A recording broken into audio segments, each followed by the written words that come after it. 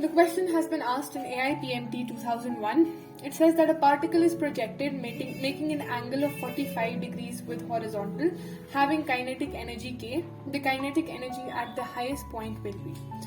So we're kind of given a two-dimensional parabolic motion in which the particle is projected from the horizontal or from the ground level, making an angle of 45 degrees with the horizontal.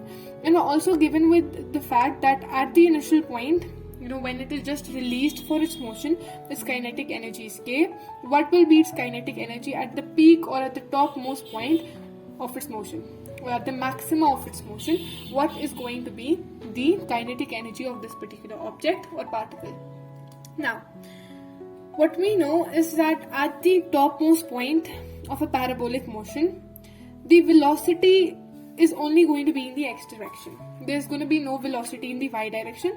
At the topmost point of a parabolic motion, or at the topmost point of a projectile, rather oblique projectile, the velocity at the topmost point is always only in the x direction, not in the y direction, because in the x direction the velocity is going to remain constant throughout the motion. Why? Because there is no acceleration there's no force acting on it in the y direction, there's no force acting on it in the x direction, which leads to the velocity in the x direction remaining constant.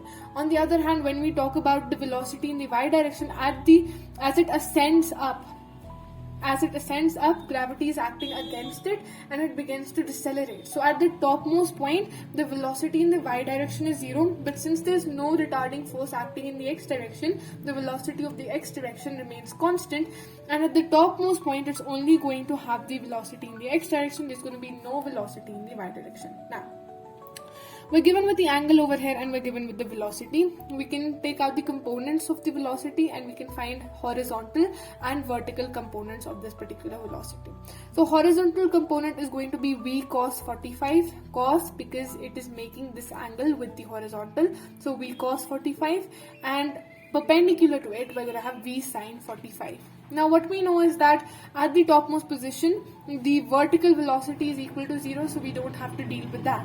What we do know is that at the topmost position there is going to be a horizontal velocity, and this horizontal velocity remains constant throughout its parabolic motion.